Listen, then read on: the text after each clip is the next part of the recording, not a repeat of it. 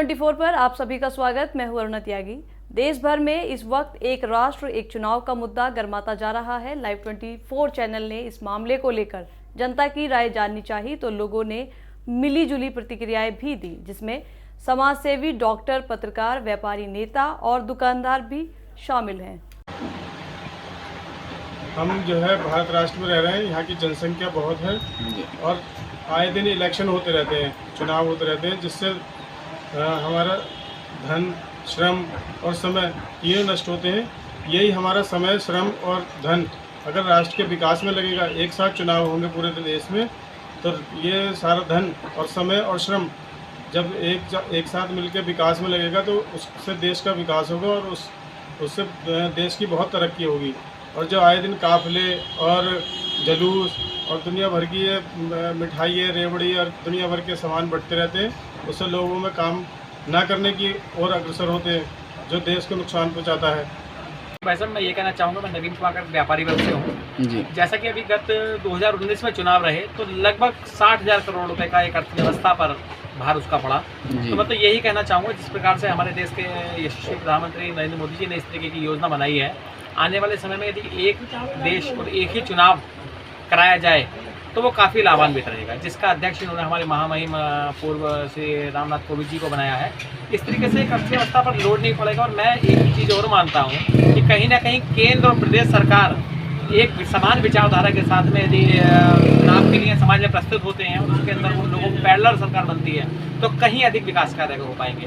कई बार क्या होता है, केंद्र सरकार और प्रदेश सरकार में सामंजस्य नहीं बैठ पाता, जिसके चलते एक विकास कार्य बाधित हो जाता है। लेकिन यदि ये दोनों एक समान रूप से कार्य करेंगे, समान विचारधारा के सामने अपने एजेंडे रखेंगे, अधिक से अधिक लाभकारी योजनाएं आम जन के सामने पहुंचाएंगे और उनको इम्प्लीमेंट करेंगे, तो मैं कहता हूँ इससे एक आम जन, एक अंतिम व्यक्ति भी अधिक से अधिक लाभान्वित होगा।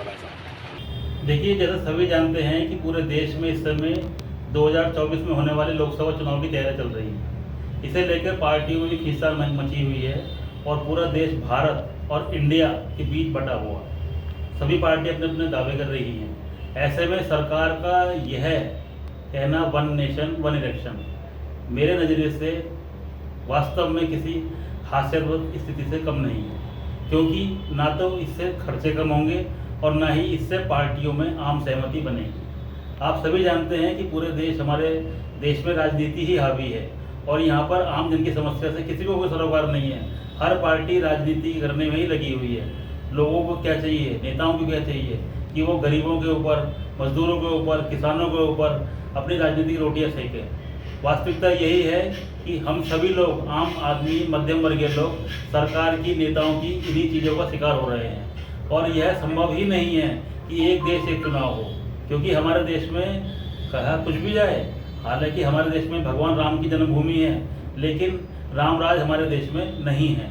और जहाँ तक मेरा मानना है, वन नेशन वन इलेक्शन का विरोध राजनीतिक पार्टियां भी करेंगी, क्योंकि इससे उनका अस्तित्व ही खत्म हो जाएगा। तो सरकार को चाहिए कि और किन्हीं मुद्दों पर चर्चा करे और किन्हीं मुद्दों पर बात करे। और जहाँ तक 2024 के चुनाव की तैयारियाँ हैं, कोई ऐसा बिल लेकर आए जिससे आम जन को लाभ पहुंचे।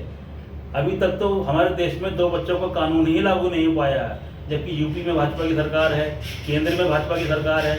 और सबसे बड़ी बात यह है कि भाजपा के मंत्री ही इस मांग को उठाते चले आ रहे हैं।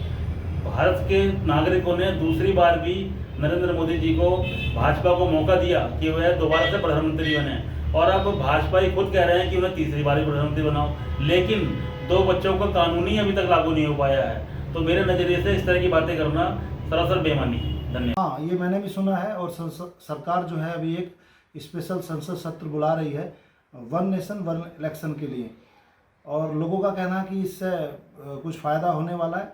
तो देखते हैं क्या फ़ायदा होगा। हम तो कई बार देखते हैं कि अलग अलग राज्यों में अल्पमत की सरकार है, पूर्ण बहुमत की सरकार नहीं है, सरकार गिरती रहती है। तो ये कैसे संभव होगा कि पूरे देश में एक साथ चुनाव किया जाए। कई राज्य हैं पूरे देश में, 29-30 राज्य हैं, तो ये मुझे नहीं लगता कि सफल हो पाएगा। लेकिन देखते हैं क्या कहते हैं, विचार करें बुद्धिजीवी लोग कि क्या सही रहेगा। खर्चे की बात आ रही है कि अगर ये लागू होता है तो खर्चे में काफ़ी कमी आएगी। खर्चे में काफ़ी कमी कैसे लगेगी, मैं तो समझ नहीं पा रहा हूँ कैसे कम खर्चा आएगा। होर्डिंग क्या कम लगेंगे, चुनाव प्रचार सामग्री क्या कम लगेगी, क्या उम्मीदवार कम लगेंगे, क्या वाहनों का खर्चा नहीं होगा।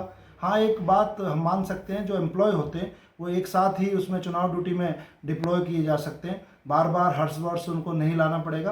तो बाकी बुद्धिजीवी लोग विचार करें कि क्या ये देश हित में है और क्या सही है। जो देश हित में है, सही है, वही लागू होना चाहिए, यही मेरा कहना है।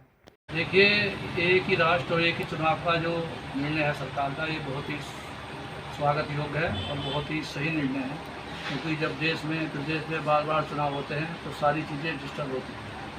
मतलब व्यापार भी इसके ऊपर डिस्टर्ब होता है, आने जाने से भी होता है और पैसा भी काफ़ी खर्च होता है, और जो लोग हैं उनका कार्य भी जो है छूटता है, जो सामाजिक कार्य है वो भी है, जो आर्थिक कार्य भी छूटता है। तो ये सरकार का बहुत ही अच्छा निर्णय है। जब पूरे देश में एक बार ही चुनाव होंगे तो एक तो चुनाव में पारदर्शिता भी रहेगी और एक दूसरे के ऊपर पार्टियां आरोप भी नहीं लगा सकती, क्योंकि एक ही जब एक चुनाव होगा। ये बहुत सरकार का बहुत ही अच्छा निर्णय है, स्वागत योग्य निर्णय है, और इससे हमारी जो जनता है उसको भी बहुत लाभ होगा और जो हमारी पार्टियां हैं उनको भी जो है काफ़ी लाभ होगा, और खर्च जो है इससे मैं समझता हूँ आधा रह जाएगा। तो ये सरकार का या जो मोदी जी का बहुत ही अच्छा जो है निर्णय है, और सभी पार्टियों को, जो राजनीतिक पार्टियां हैं या सामाजिक संगठन है, मैं समझता हूँ सबको इसका जो है वो करना